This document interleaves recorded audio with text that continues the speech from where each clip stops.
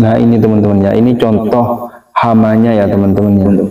Ulat yang kecil-kecil ini biasanya yang suka itu teman-teman ya, yang suka makan daunnya teman-teman. Makanya harus kita cek, pentingnya mengecek dan meneliti daripada pohon durian yang masih muda itu, daun pohon durian yang masih muda itu, karena memang benar-benar disukai oleh ulat, kemudian hama-hama seperti ini teman-teman ya. Halo teman-teman, selamat pagi semuanya. Kali ini kita lagi berada di kebun ya teman-teman ya. Sambil ini teman-teman ya, menikmati suasana pagi, dan juga kita akan memberikan edukasi, pembelajaran bagaimana sekiranya ya, bagaimana kita menanam durian ya, khususnya ini bagi pemula ya teman-teman ya. Alhamdulillah duriannya itu sehat, daunnya juga segar. Tadi malam sudah ini teman-teman ya, apa itu, kena hujan. Nah, kemarin ini nggak ada ya, pertama kali saya bawa beli kemudian ditanam ini belum ada, tapi sekarang sudah tumbuh dan sudah ini teman-teman ya, ada 3 ya, daunnya itu ada 3. Dan juga yang sebelah sini ini ditanam 3 hari yang lalu teman-teman. Kalau yang ini jenis musangking ya teman-teman ya, jenis musangking. Yang sebelah sana itu ini jenis blackthorn ya teman-teman, hampir sama daunnya ya, hampir sama ya. Tapi kalau yang blackthorn itu panjang tapi daunnya agak lebar dikit ya, seperti ini ya. Kalau ini teman-teman, ini jenis montong ya teman-teman. Yang di belakang saya ini teman-teman, ini yang sudah berumur 1 tahun ya teman-teman ya, 1 tahun lebih ya teman-teman, 1 tahun 2 bulan. Alhamdulillah pertumbuhannya itu sangat cepat ya teman-teman ya. Durian ini teman-teman ya serba cocok, terutama di Indonesia ya teman-teman. Durian ini ditanam di pegunungan cocok, ditanam di tempat yang rendah juga sangat cocok, asalkan tanahnya itu tanah galis ya teman-teman ya. Tanah yang cocok untuk dibuat tanam durian ini, yang pertama itu tanah pegunungan, tanah yang ada kandungan pasirnya, dan juga tanah yang ini daya serap airnya itu sangat cepat teman-teman ya. Karena ini beda dengan tanaman seperti hanya tanaman padi ya teman-teman. Kalau tanaman padi itu butuh air yang banyak, tapi kalau durian, pohon durian seperti ini tidak begitu butuh air yang banyak teman-teman. Tapi pohon durian ini tetap harus disiram agar supaya akarnya itu tetap selalu berkembang gitu ya, selalu menjalar di bawah seperti itu teman-teman.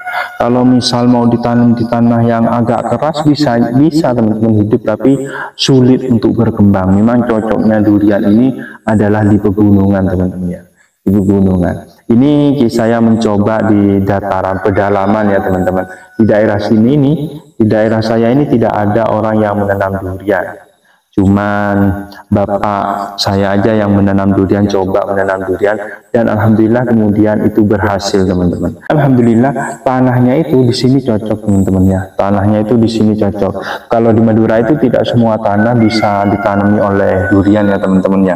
Yang disarankan bisa ditanami durian dan bisa hidup, bisa berkembang, dan juga bisa berbuah, nyampe berbuah ya, bisa berbuah duriannya itu tanahnya tanah merah atau tanah galis ya teman-teman ya, tanah yang ada campuran daripada pasir seperti itu ya. Dan juga yang harus dijaga ya teman-teman ya ketika tanam durian ini adalah hamanya ya teman-teman ya, hamanya itu ya. Apalagi durian yang masih muda seperti ini, kita memang harus memberikan perhatian yang lebih ya teman-teman, terutama di dalam hama dan pengairan, pemupukan seperti itu. Harus sering dicek, dilihatin itu teman-teman ya. Biasanya hama itu sering menyerang ini teman-teman ya, daun-daunnya ini teman-teman. Makanya ketika sudah kelihatan daunnya itu sudah banyak bercaknya, sudah banyak bolong-bolongnya, itu cepat diantisipasi dengan disemprot anti pepsidan ya teman-teman. Aslinya sih gampang banget ya teman-teman ya. Menanam durian itu tidak sesulit, tidak serumit seperti hanya menanam padi ya. Itu mudah, asalkan kalau tanahnya itu sudah cocok.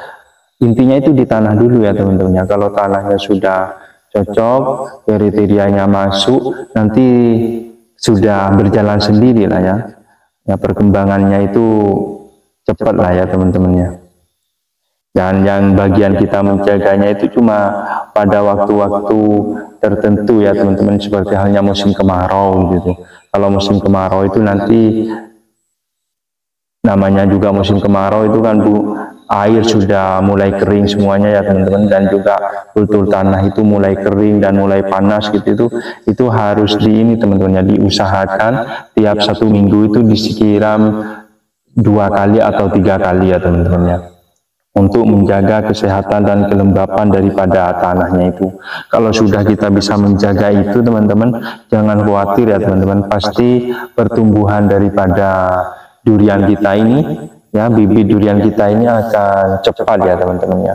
Tapi kalau kita tidak bisa menjaga itu, nanti ya pertumbuhannya juga lambat ya teman-teman ya. Seperti itu teman-teman.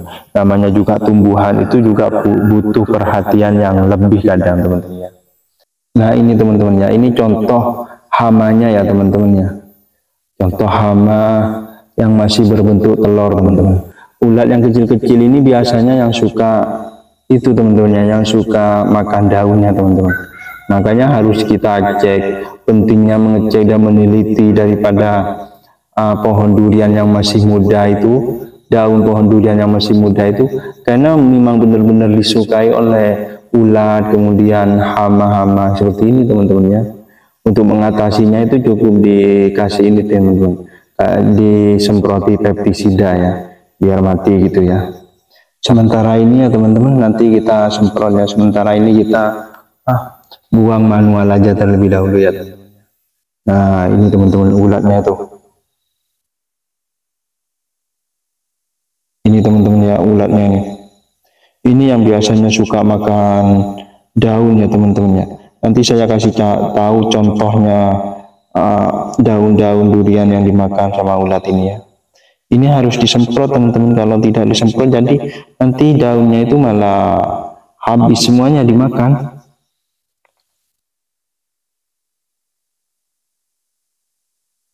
Kemudian ini ya teman-teman ya, kalau sudah ada telur seperti ini teman-teman, ini harus dibuang teman-teman.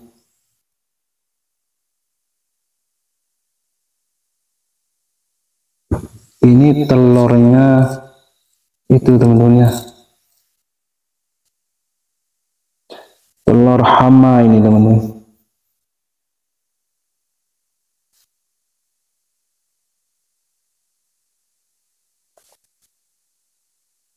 Ini teman-teman ya, contohnya daun-daun yang dimakan oleh ulat ya teman-teman. Ini kemarin udah saya semprot ya teman-teman. Makanya kalau sudah seperti ini teman-teman ya, daunnya sudah mengalami robek-robek seperti ini, kita harus memberikan tindakan yang cepat ya teman-teman ya. Disemprot pestisida, dicari ulatnya teman-teman. Kalau tidak dicari ulatnya itu teman-teman, nanti meskipun daun-daun yang ini apa namanya ya, pucuknya ini juga akan dimakan teman-teman. Pucuknya ini akan dimakan, dan juga jadinya itu perkembangannya, pertumbuhannya itu jadi sangat lambat ya teman-teman ya. Teman-teman, contoh lain daripada ketika sudah hama itu sudah menguasai suatu pohon ya teman-teman ya, itu pertumbuhannya teman-teman jadi sangat lambat teman-teman. Pertumbuhannya itu jadi sangat lambat seperti halnya ini. Padahal yang lainnya itu sudah pada besar ya teman-teman. Ini bersamaan dengan yang sebelah sana itu ya. Ini yang ditanam bersamaan dengan yang tadi itu teman-teman.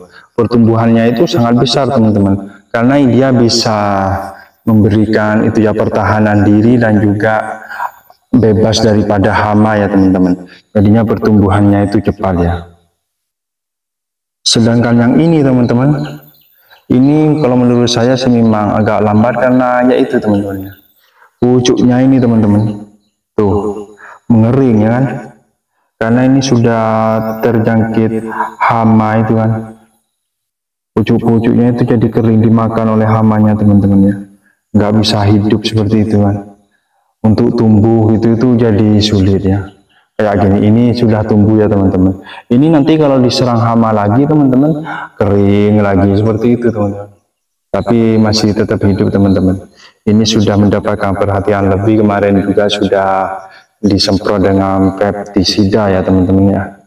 Mungkin mudah-mudahan nanti ada yang komen daripada perkebunan durian bagaimana cara mengatasi daripada durian yang kerdil karena disebabkan hama ini, bisa komentar ya. Di dalam pertumbuhan, di dalam menanam durian itu tidak semuanya berjalan mulus teman-teman ya. Contohnya seperti ini teman-teman. Ini malah kering selalu teman-teman. Kalau pohonnya sih besar ya teman-teman ya, juga tinggi, cuman ketika sudah seperti ini malah mengalami namanya stagnan ya teman-teman ya. Pertumbuhannya itu jadi berhenti karena pucuk-pucuknya itu teman-teman sering diserang oleh hama ya.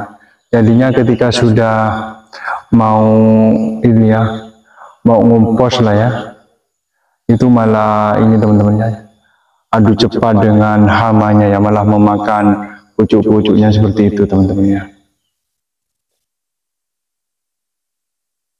Tuh teman-teman ya, yang ini mati. Tuh, tidak sesehat seperti halnya biasanya seperti yang lainnya ya teman-teman ya.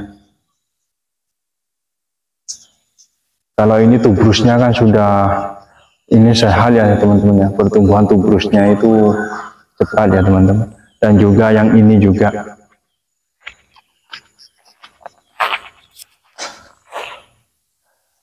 Hal ini juga ya. Di sini itu banyak ya teman-teman. Menanam durian itu ya dibilang gampang, ya dibilang mudah ya mudah, itu teman-teman ya. Tapi memang ketika kita menanam durian, itu teman-teman yang harus kita selalu cek itu adalah pertumbuhan daripada tubrusnya dan juga pemupukannya ya teman-teman ya. Pemupukannya itu kita harus benar-benar dijaga ya teman-teman.